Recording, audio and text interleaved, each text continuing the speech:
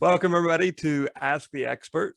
My name is Chad Corbett. I'm the founder here at Magnum Opus Project. With us today, we have Nate Joens from Structurally. And the conversation today is about something that every real estate professional, whether in investment or whether you're in brokerage, our Achilles heel, right? Can we have enough conversations with enough people to keep us off of the cash flow roller coaster and to keep consistency in our business? Nate has had the unique opportunity to be part of over 4 million recorded conversations over the last 5 years in the real estate space. And you guys often hear me criticizing people for, instead of learning the skill set of language and communication, for looking for magic bullets. And I think, Nate, you'll agree with me. Technology should never be your primary prospecting methodology, but it can be a supplement that can make the difference between you being a top producer or always just working a shitty job in real estate. And Nate has looked behind the curtain on those conversations, and their company has been collecting this data over the years. So we're going to talk to him about what he's learned about lead nurturing, human behavior, linguistics, and how his applying technology to what they've learned can help you in your real estate business. So Nate, welcome. Yeah, thanks, Chad. Really appreciate it. You hit the nail on the head. The lead qualification, the nurturing, the communication is most agents' Achilles heel. That's a very important part of your body for a reason. You can't really walk, you can't really do anything or much without it. And I think that people forget about it. It's one of those parts of your body you can't really work out, you can't really target, but it's so important in everything you do. At Structurally, we're a conversational AI company that helps real estate agents follow up and qualify their leads. We exercise data and help people think about how to improve those conversations, because right now, those conversations, I guarantee everyone listening can probably nod their head in agreement to this. The conversations they're having with customers, wherever they're at in their process, if they're new leads, if they're past clients, if they're just old dormant leads, they have no idea what is being said or what's really happening with those leads. It's a black box. And that's the kind of black box that I want to uncover and talk about today.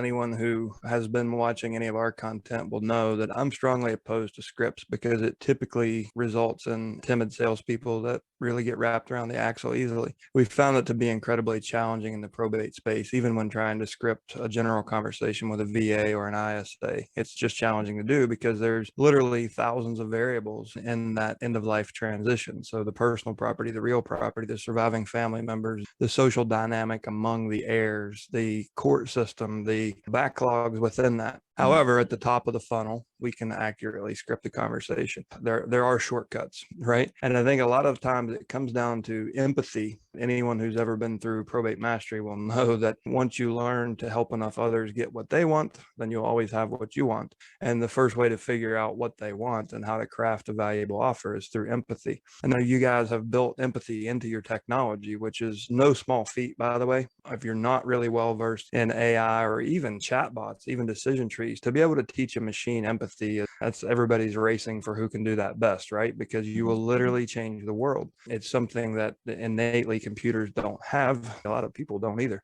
But the more empathetic you are, the more generous you're perceived to be, and the easier it is to build trust. And being empathetic to whoever your prospect is, whether that's a FSBO, an expired, a vacant, for rent by owner, whatever that might be, being empathetic to their position will help you know how to appeal to their emotions and provide an offer that is valuable to them. So I'm really curious to hear, like, over the 5 years, what that evolution has been and how important you believe that empathy is, even if it's just a top of the funnel conversation with your technology. How important is that?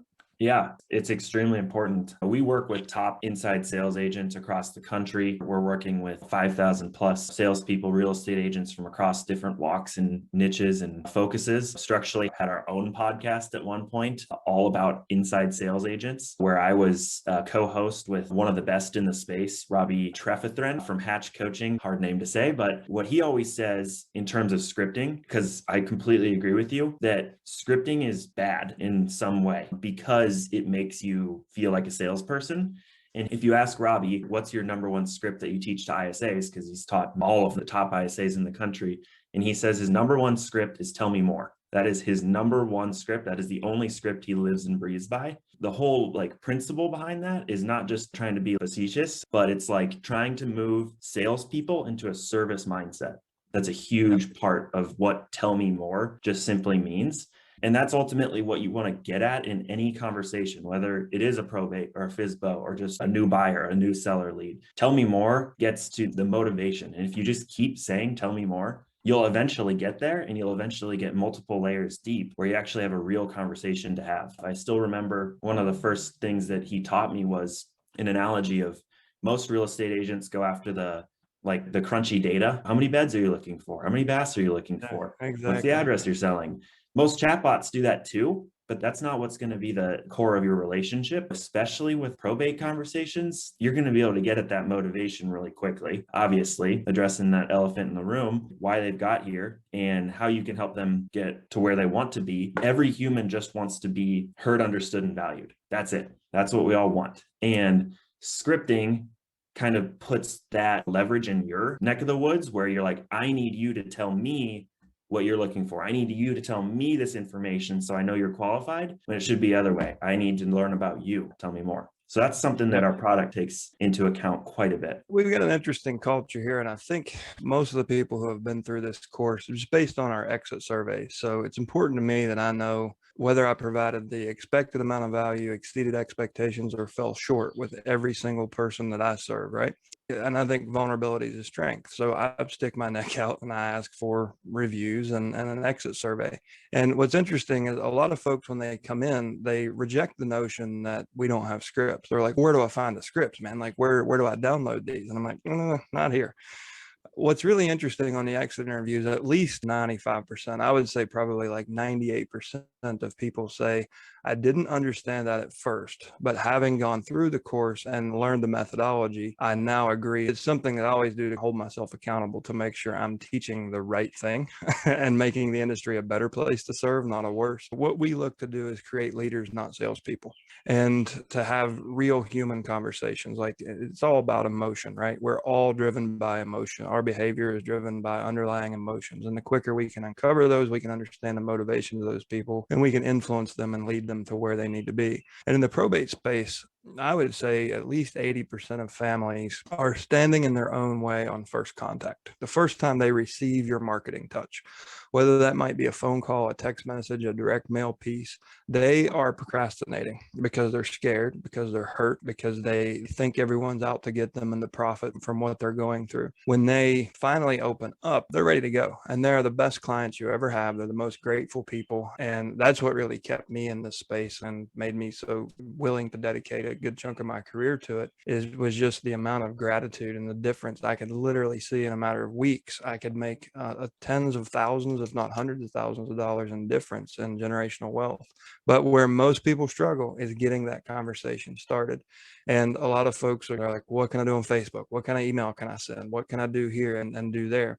So we're always looking for better ways to optimize our campaigns. But ultimately, guys, it's regardless of what technology or silver bullet you may have, even if it's a really good sales letter that you're sending via direct mail or a great postcard, it ultimately comes down that you have a responsibility to have the skill set of communication and to be a leader in the niche. Otherwise, you don't really deserve to be there. So I don't want you guys to think, oh, I'm going to replace all my effort and I'm just going to go sit on the beach this summer and plug into this AI and let it do all my work.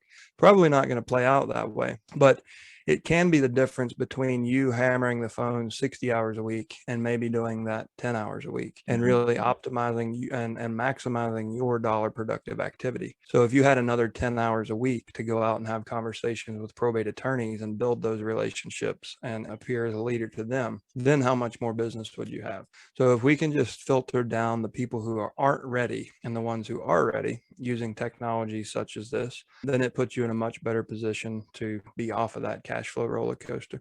I'm really curious, and I'm putting you on the spot. We didn't pregame much here, but like, what are the top, let's just say the top 3 things you've learned in these 4 million conversations?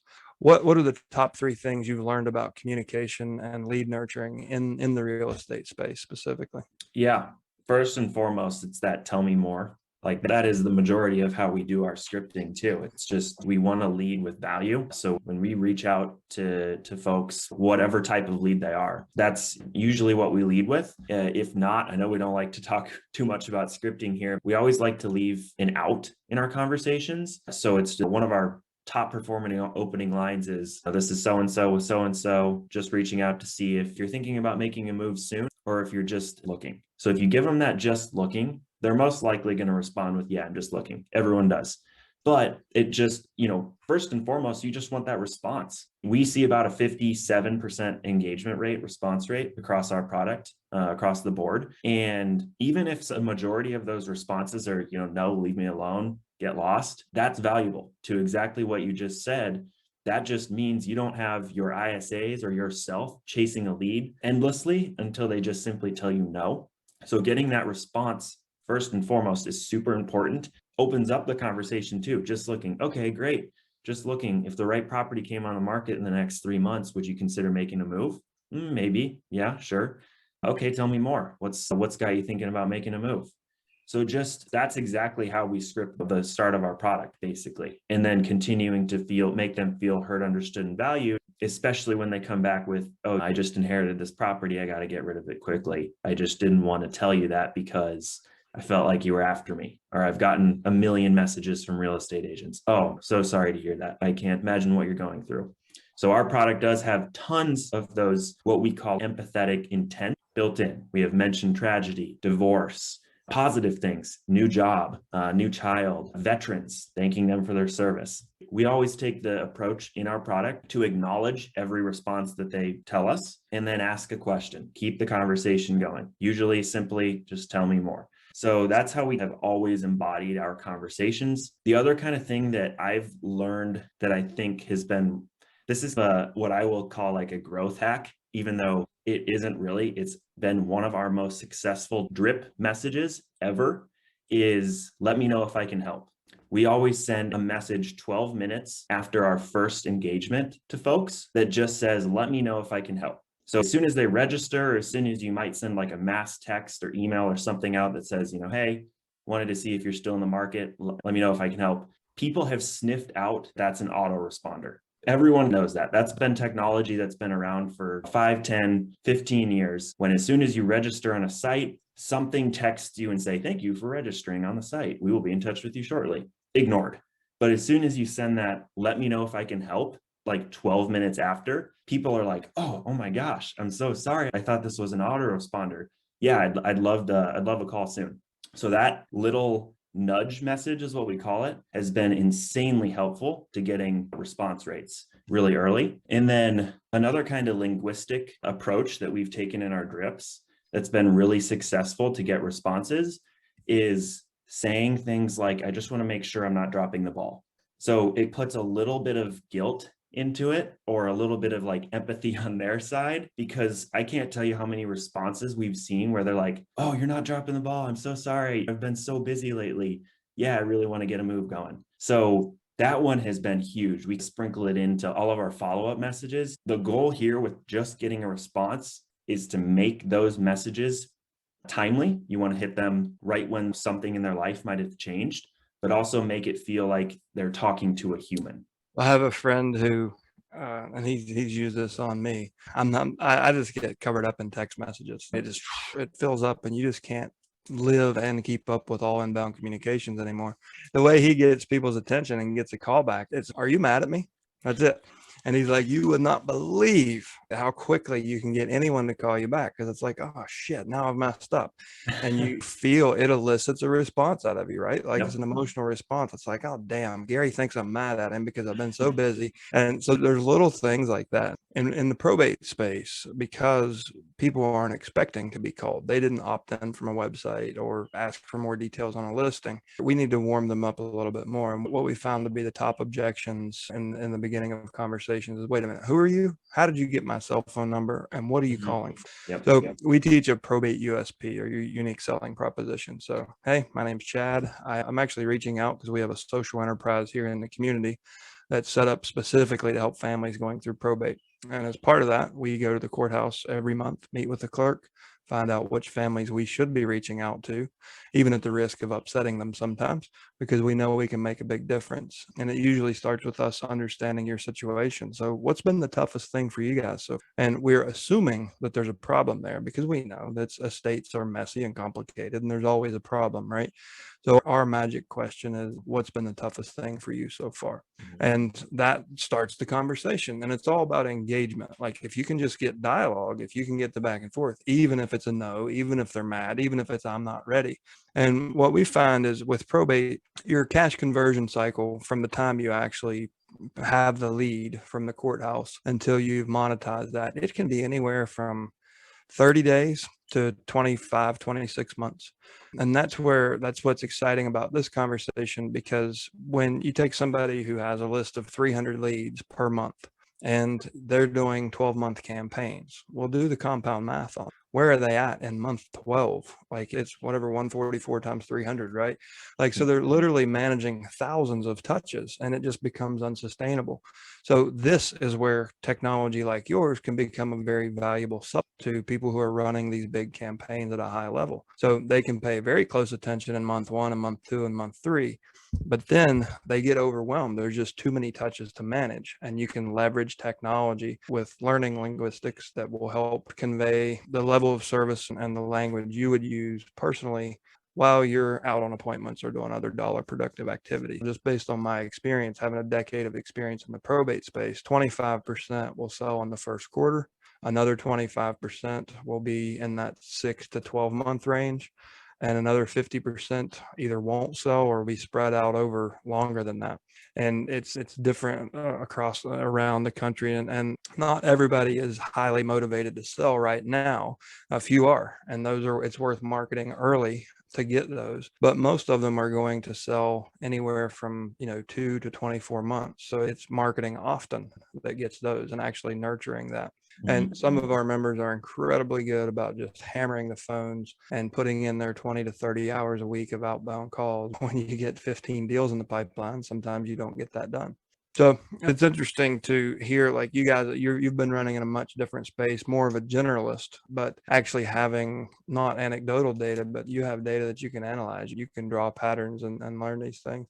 I'm curious if you guys have tracked the cash conversion cycle. Like if you take, let's just say a realtor.com lead or otherwise generated buyer or online buyer or seller lead, have you tracked that, like the agent's results before using your and during or after?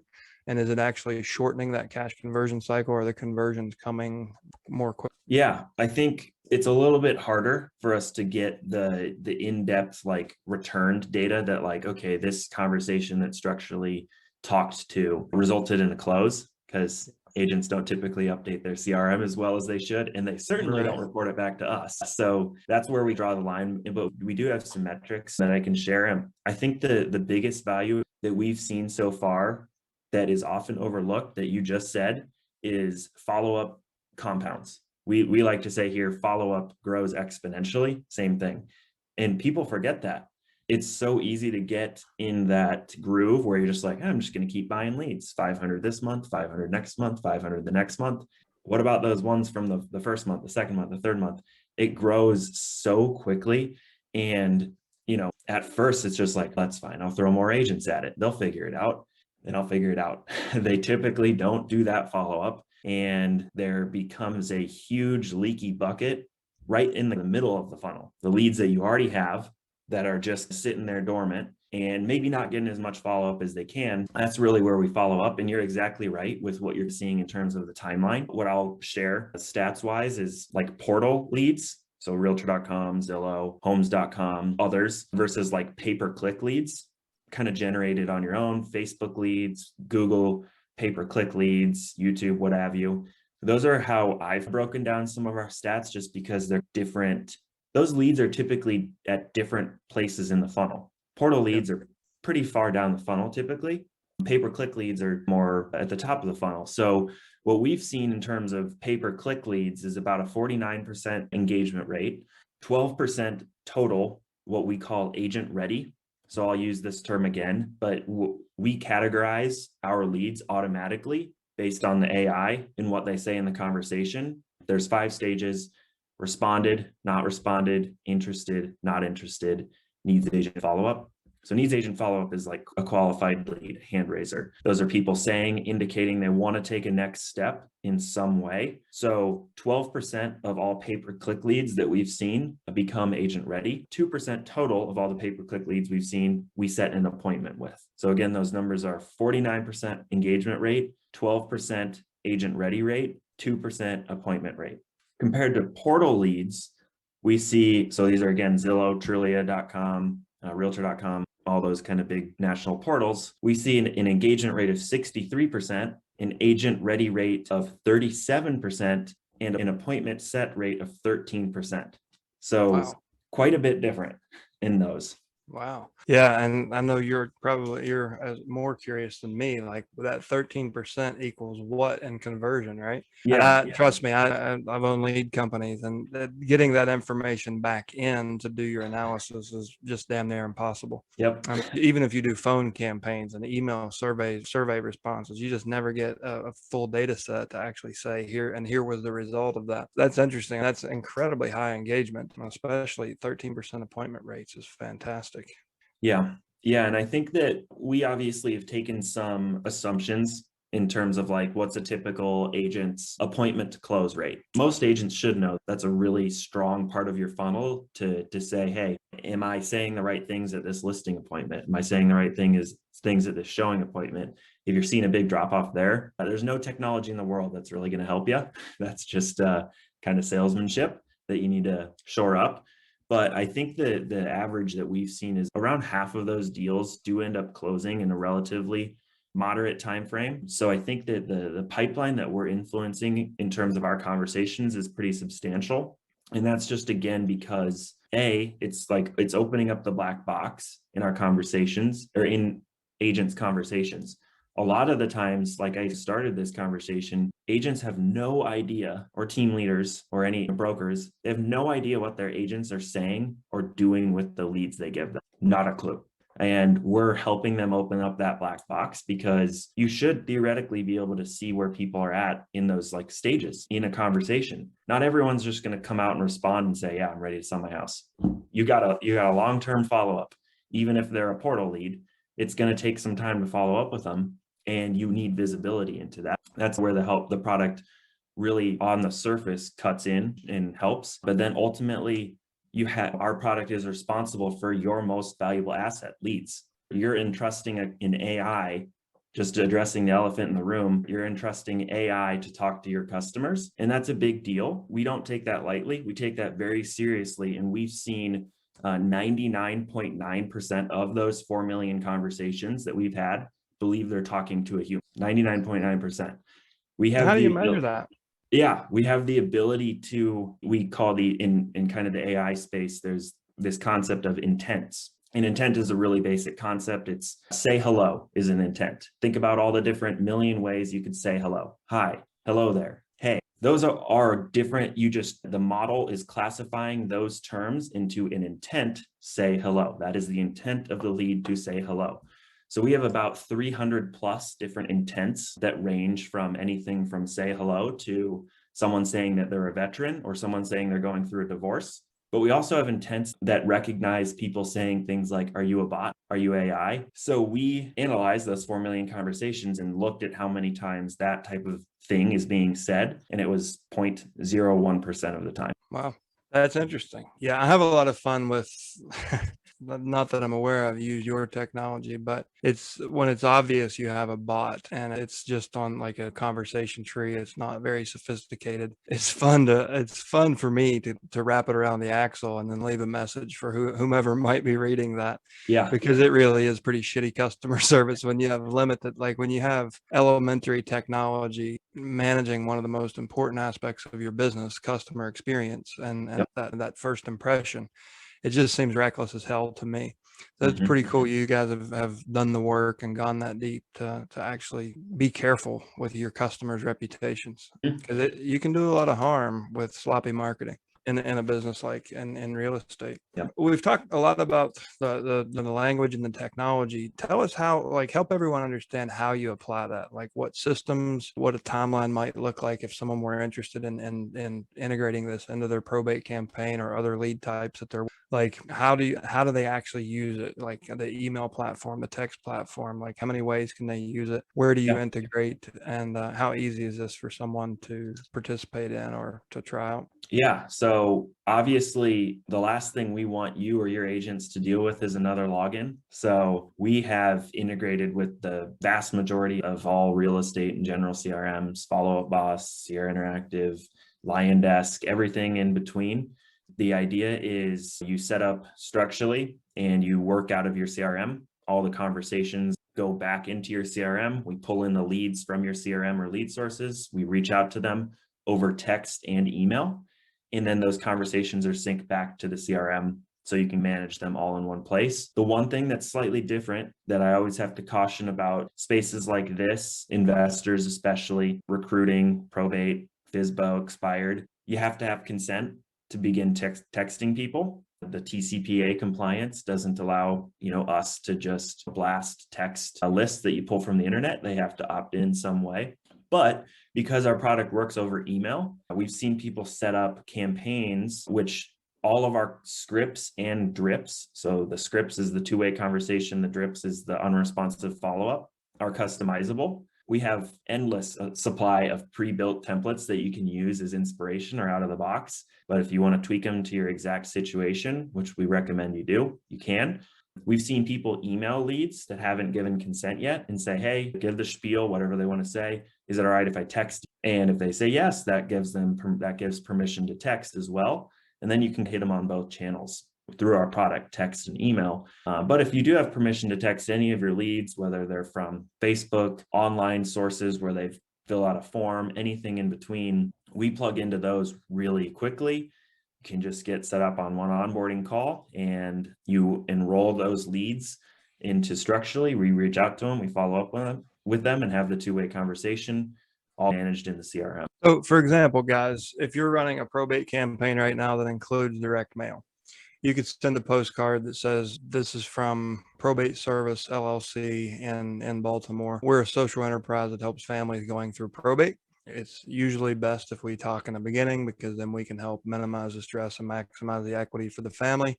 For more information, text 689-689. That way you use a 39-cent postcard to get the opt-in for the SMS, and that comes back to your database, and then you've got the trigger, or you've got the audit trail, and you can legally do that. Our audience has heard me talk a lot about TCPA because I believe it's I don't believe it's clear to see there's a whole subset of the legal community that's just chasing the easy shakedowns, and if they can get proof that you did it once, they can probably get proof that you did it 1,000 times, and they can shake you down. You don't ever have to go to litigation. They can shake a settlement out of you before you get deposed. The ethics of how you guys are dealing with this versus most other tech companies. You're not writing this rock solid hold harmless and then passing the buck on to your customers and saying, good luck, guys, we're going to profit from this shit while you take the risk. You guys actually have a conscience about that, and I really appreciate that.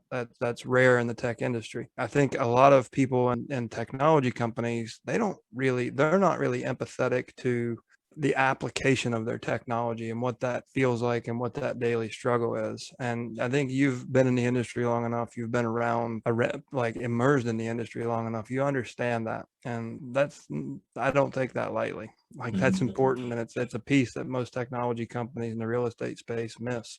It's like, oh hell, that's their liability. Checks in the bank for me, right? Yeah.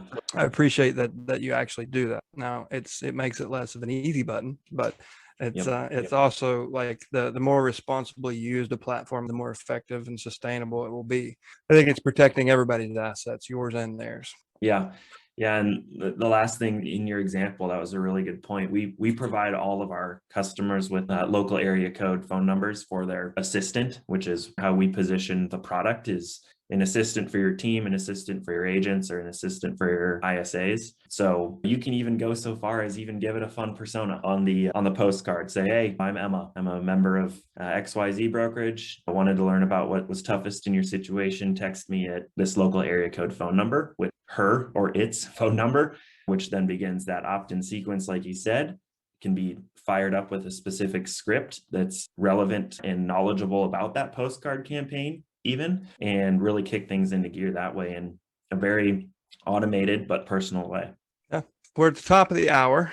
So I want to thank you for taking the time to have this conversation with us. Maybe we can have you back sometime. And one of the things I think you and I need to do is actually start playing with this a little more publicly in the probate space. It's like, here's what happens when you say this, they say this. And my brain certainly loves it. I think that the space you're working in is one of it's hard to call it an emerging opportunity now. I think you have a lot of runway between now and the rest of your career. A lot of folks have been trying to figure this out. I think you've really stepped out front, and there's proof in numbers, right? How many agents are you serving right now? It's over 5,000, probably nearing 6,000 now. Yeah. And you're aimed at the top producing teams that have big volumes. Yeah, kind of across the board. It really doesn't matter if you're But it generating works for anyone, right? Yeah, and that's maybe if that wasn't clear too, like this isn't just for new leads, net new leads that you're generating a month. Every month, we kind of have a joke and a running thought experiment that said, what if you just stop paying for leads altogether and worked your existing database? Perfect use case for a product like ours. We have a lot of our customers that do just that.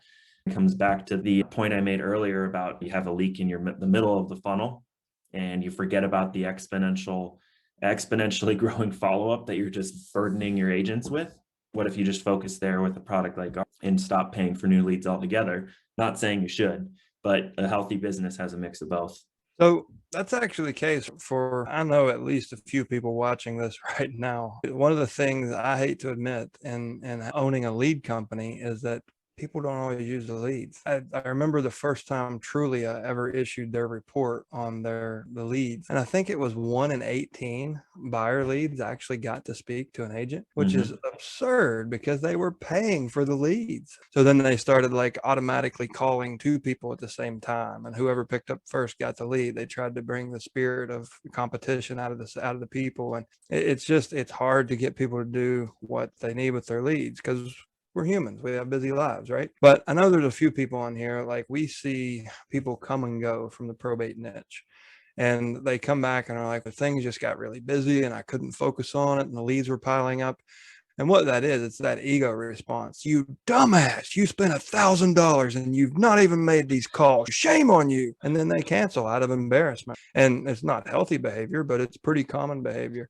But eventually those people will come around when they hit the bottom of the cash flow roller coaster and be like, holy shit, I'm not going to eat next month if I don't figure this out. What can I do? Where can I get leads with the least competition and the best chance of a quick payoff?